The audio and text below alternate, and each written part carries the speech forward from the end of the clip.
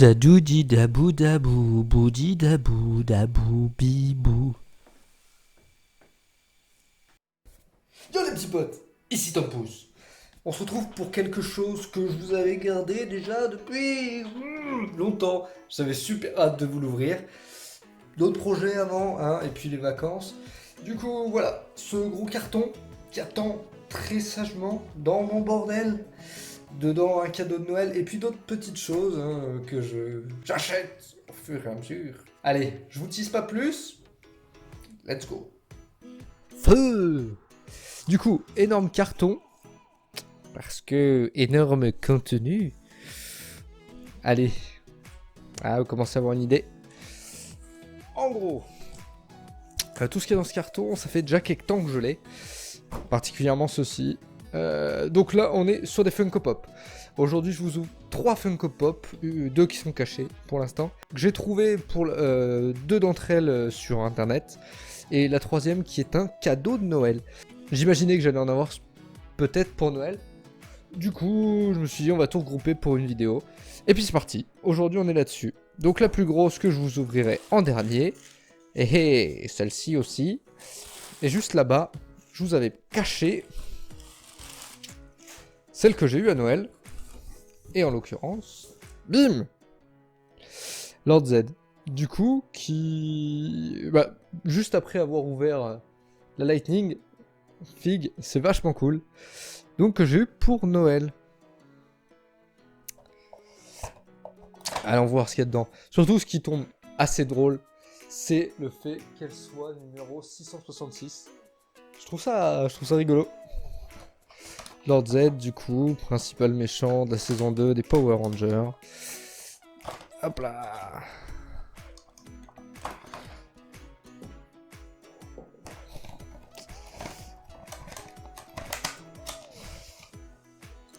Qui vient compléter la collection de Funko Pop. Alors dans celle-ci, bien sûr, je n'ai que Rita, Z et Tommy. Les autres ne m'intéressent pas vraiment. Peut-être Goldar un de ces jours, mais je suis pas sûr. Hop là. Et du coup, on est sur ce fameux Lord Z. Qui est vraiment très très chouette. Moi j'aime beaucoup. Les détails, tous les détails y sont, hein, il manque rien.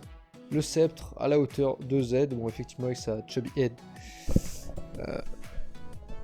C'est sûr que ça fait un petit peu plus gros, mais et puis je trouve qu'il y a... Là comme ça, à la voir, semble pas qu'il y ait de défaut majeur, donc c'est pour une Funko Pop, c'est nickel, trop bien. Ok.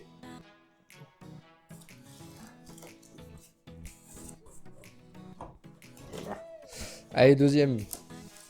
Alors celle-ci en version Glow in the Dark, c'est là que je l'ai trouvée au prix le moins cher. Perso j'adore. Elle est vachement cool. Donc le Megazord de la première saison. Oh, un petit scotch. Le petit scotch. Zu. Alors. Donc du coup ce qui est vachement bien, c'est la version... Le fait qu'il puisse briller une fois qu'il a pris la lumière.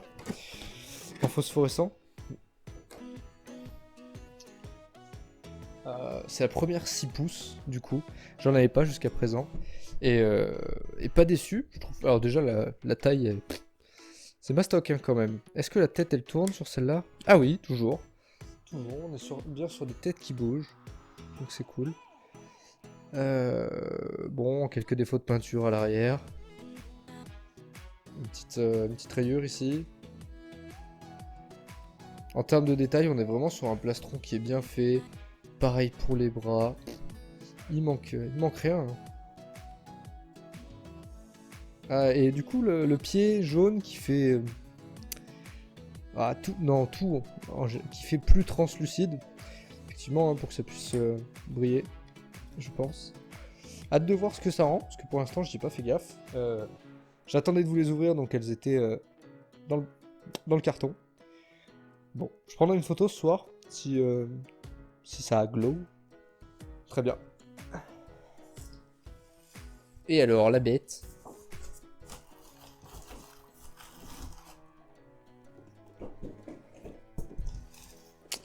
La bête.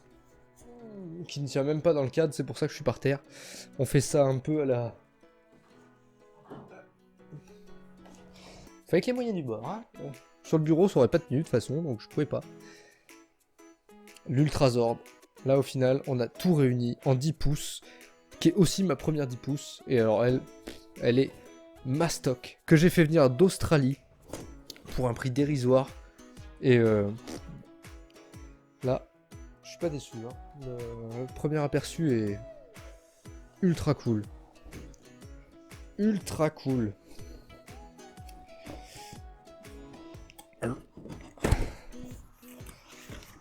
D'accord, donc l'emballage est pas tout à fait le même.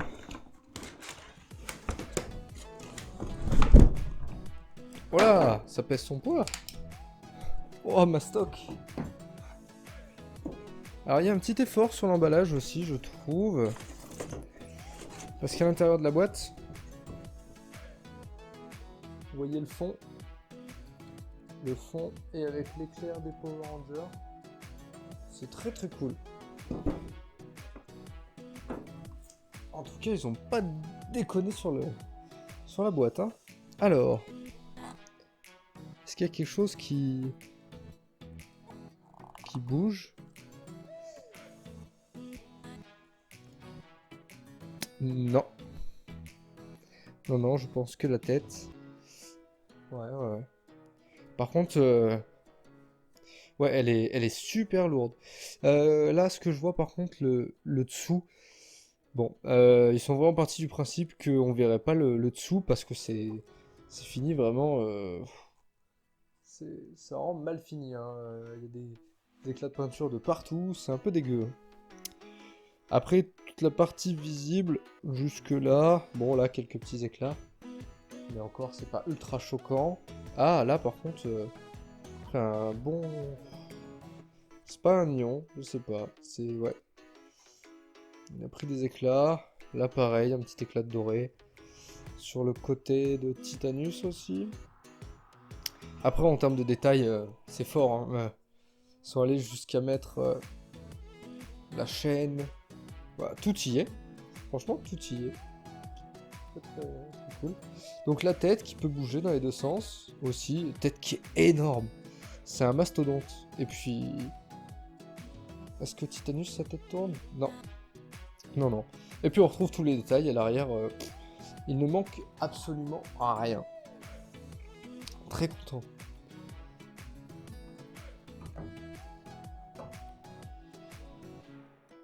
Bon, ben voilà les 3 dernières venues de cette collection. Les 3 petites dernières qui vont partir de ce pas sur le meuble.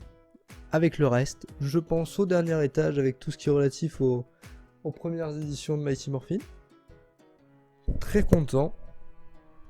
Des pièces que je voulais et que j'ai réussi à trouver au final à des prix sympas pour ces deux-là. Bon, après, si j'ai pas la version normale ou la métallique, ça me dérange pas vraiment. Lord Z, un très beau cadeau. Merci Papa Noël. Voilà. Bon, bah comme d'habitude, si cette vidéo t'a plu et que cet unboxing change un petit peu de ce que je fais d'habitude, tu laisses ton plus gros petit pouce, ça fait plaisir. N'hésite pas à t'abonner aussi si t'aimes ce que je fais, comme ça tu peux tout suivre.